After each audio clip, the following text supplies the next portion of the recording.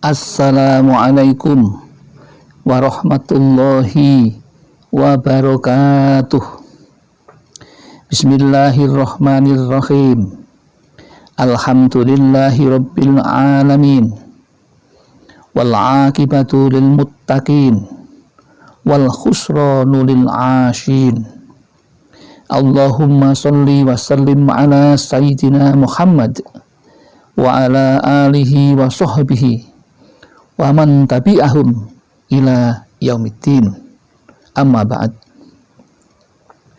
Saudaraku jamaah Al-Fatih Channel yang dirahmati oleh Allah,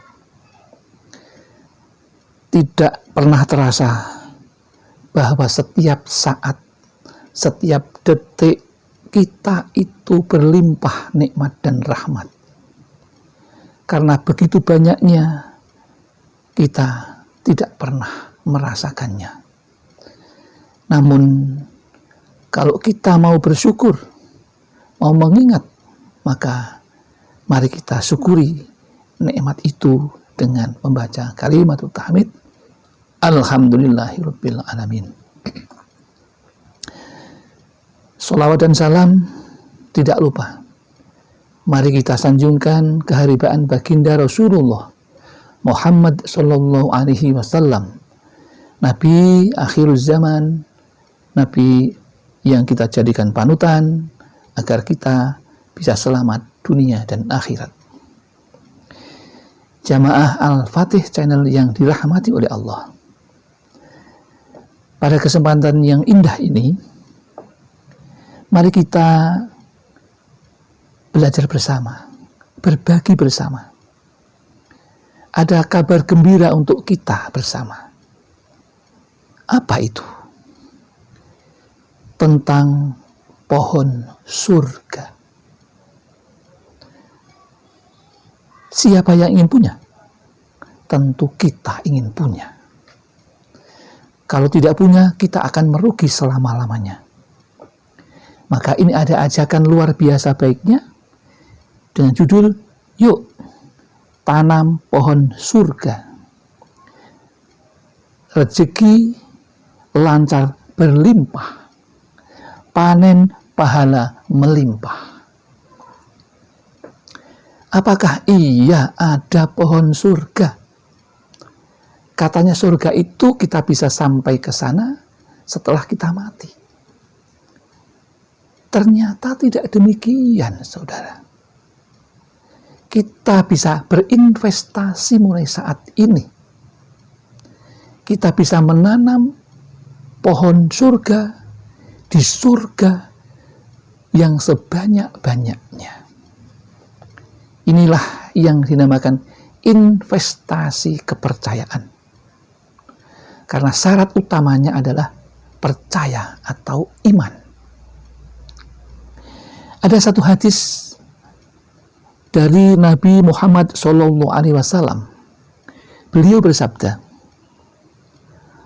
pemurah atau seorang yang dermawan adalah pohon yang akarnya di surga, sedangkan dahan-dahannya menurun ke dunia. Maka orang yang memegangnya akan ditarik ke surga. Dan kikir adalah pohon akarnya di neraka. Dahannya ke dunia. Maka orang yang memegangnya akan ditarik pula ke neraka. Hadis dari Aisyah radhiyallahu anha. Itulah hadis yang disampaikan oleh Rasulullah, dan itu kita yakini. Kalau kita ingin bisa mendapatkannya, maka kita harus mulai dari sekarang. Adakah saudaraku sudah pernah menanam pohon surga itu di surga? Tentu jawabannya mari kita simak bersama-sama. Al-Faqih dari Abu Dzar Ghifari mengatakan, sholat adalah tiang agama. Semua orang sudah tahu. Dan jihad, berperang di jalan Allah, adalah puncak amal. Sedangkan sedekah adalah suatu keajaiban atau keistimewaan. Itu disampaikan langsung oleh Rasulullah. Bahkan Rasulullah mengulang sampai 3 kali. Lalu ditanya lagi tentang puasa. Bagaimana ya Rasulullah?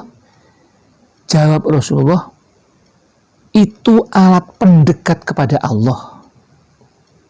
Tidak ada keistimewaannya. Jadi kalau kita ingin dekat kepada Allah, lewat puasa. Lalu sedekah manakah yang paling utama? Jawab Rasulullah, yang terbanyak. Dan dibacakan pula surat Al-Imran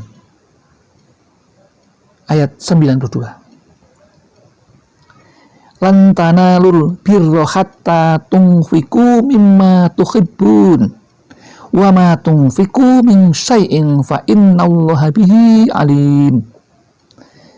Yang artinya, kamu tidak akan mencapai bakti yang sempurna sebelum membelanjakan setengah harta yang kau cintai.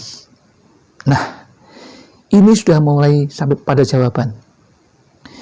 Kemudian, orang bersedekah itu tentu orang yang punya.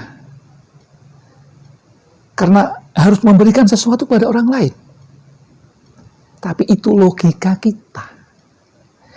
Ternyata yang dimaksud sedekah di sini itu tidak hanya sempit itu pengertiannya.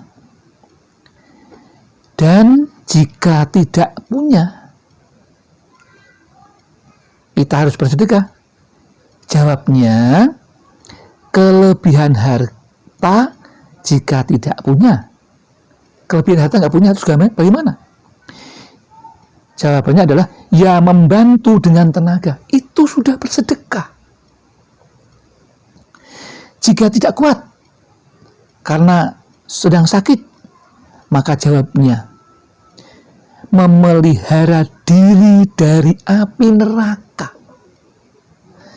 Maka diminta untuk memelihara api neraka. Salah satu caranya adalah memelihara lisan kita, menjaga lisan kita. Itu sudah sedekah juga. Apa luar biasa? Kalau itu tidak bisa, sekalipun hanya dengan sedekah setengah biji kurma. Kurma yang kecil itu kalau diberikan kepada orang lain, itu sudah termasuk sedekah.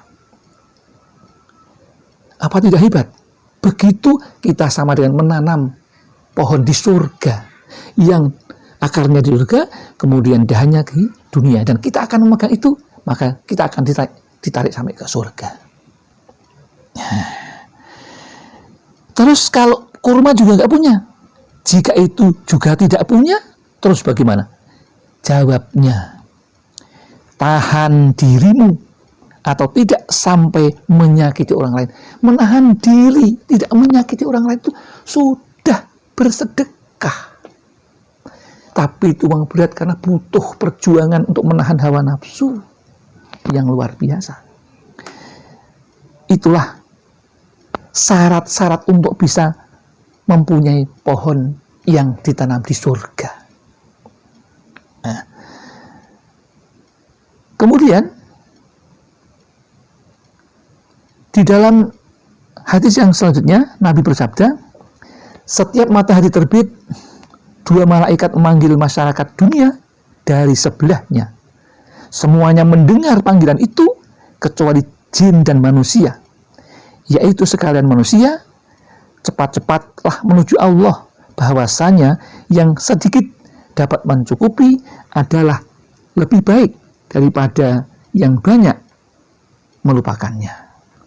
Lalu kata mereka berdua, malaikat tadi, ya Allah, berilah ganti pada orang-orang yang membelanjakan hartanya dan binasakanlah harta orang yang kikir. Jadi kalau kita ingin mendapatkan yang berlimpah-limpah, maka kita harus mau bersedekah. Bersedekah itu akan mendapatkan ganti yang langsung dari Allah. Ada salah satu contoh, seorang ibu penjual mie ayam di Solo yang setiap hari Jumat itu selalu membebaskan, menggratiskan semua langganannya. Secara logika tidak mungkin itu.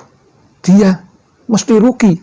Seharian itu tidak satupun yang ditarik. Bahkan mau diberi aja untuk mengganti, nggak mau. Tetapi itu justru oleh Allah diganti yang lebih banyak, sehingga hanya penjual bakmi saja bisa menyekolahkan sampai ke perguruan tinggi 4 anaknya.